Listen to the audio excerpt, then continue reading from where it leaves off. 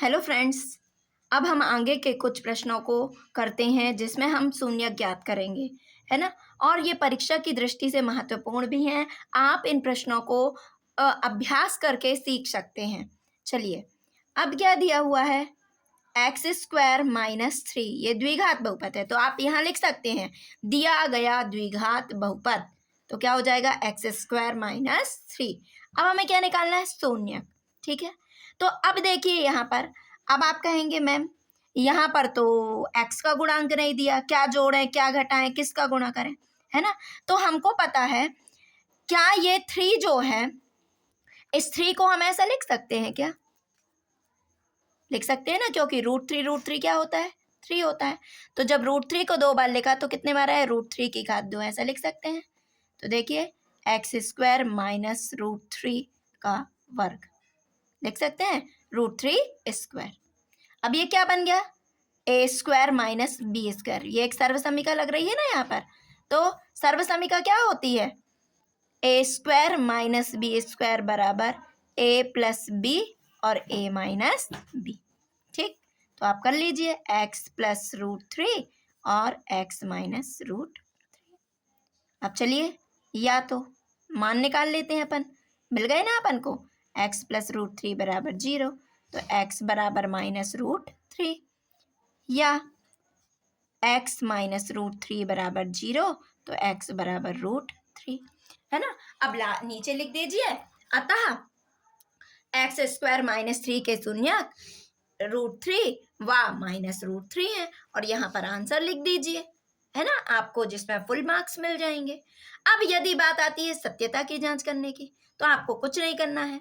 आप क्या करेंगे, A X square plus B X plus C से तुलना कीजिए। ए का मान क्या आ जाएगा, एक, बी का मान जीरो, सी का मान ऋण तीन, है ना, ऋण तीन होगा ना, ये चिन्हों को मत भूलिए।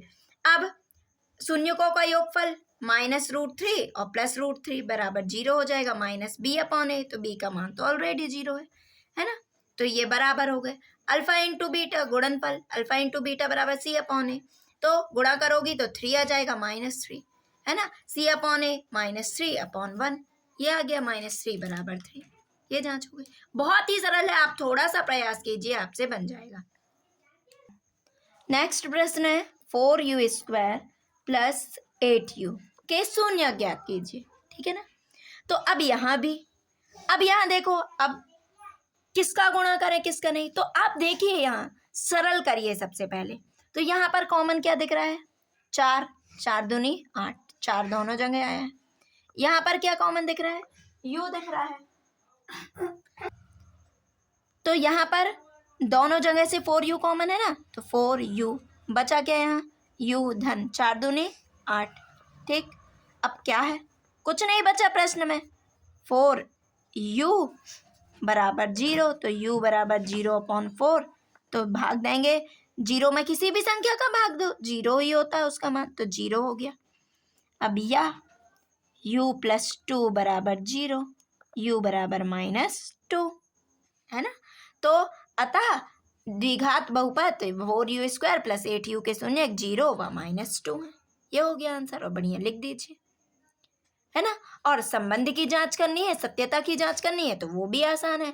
आप द्विघात बहुपद से तुलना कीजिए, ए बी सी के मान निकालिए, शून्यकों का योगफल माइनस बी अपॉन ए में रखिए और गुणनफल सी अपॉन ए में, आ जाएगा आंसर।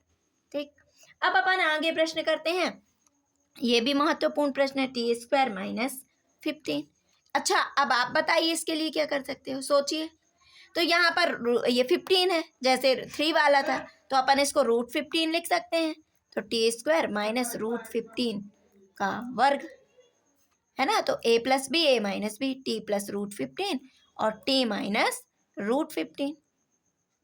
अब आप कर लीजिए इसको, एक बार इसको जीरो के बराबर कर दीजिए, एक बार इसको जीरो के बराबर, तो एक बार आ जाएगा माइनस रूट 15 और एक बार हो जाएगा प्लस रूट 15। इस तरह से कर लीजिए, या तो टी प्लस रूट 15 बराबर जीरो, तो टी बराबर माइनस रूट 15, या टी माइनस रूट 15 बराबर जीरो, तो टी बराबर, ये साइड माइनस का है तो प्लस का हो जाएगा। अब ये हो गया, अब शून्यकों का योगफल, है ना, का योगफल बराबर -b/a। चलिए अब आप मुझे जल्दी से बता दीजिए ए का मान क्या होगा 1, बी का मान बी तो है ही नहीं, है ना, और सी का मान क्या हो जाएगा -15, ठीक है ना। तो अब देख लीजिए यहाँ से -b, बी का मान क्या है 0, ए का मान क्या है 1, शून्य को योगफल -√15 प्लस √15, ये हो गया, ये 0 और ये भी 0 हो गया। अब गुणनफल के लिए शून्यकों का गुणनफल, है ना, शून्यकों का गुणनफल क्या हो जाएगा c/a। c का मान क्या है -15, a का मान 1 और गुणनफल -√15 इंटू √15, √15 15 -15 बराबर -15, ये आ गया बराबर। अब हम आगे की ओर देखते हैं 6x² -3 -7x। अब यहाँ भी कंफ्यूजन है, तो आप ये देखिए सबसे पहले इसको कैसा करें। मैंने क्या कहा था कि सबसे पहले हमें जो द्विघात बहुपद है उसका मानक रूप उस रूप में लिखिए, है ना। तो सबसे पहले x² होता है, फिर x होता है, फिर अचर पद होता है, तो अपन जमा लेते हैं 6x² फिर -7x -3। जैसे हमारे घर में जो सबसे बड़ा होता है, फिर उसके बाद छोटा, फिर उससे छोटा, फिर सबसे छोटा, वैसे ही जमाइए, है ना। तो अब यहाँ पर अब क्या हो गया, जम गया। अब देखो गुणा करने में क्या आना चाहिए, x² का गुणांक क्या है 6 और अचर पद क्या है ऋण 3, गुणा करने में कितना आना चाहिए।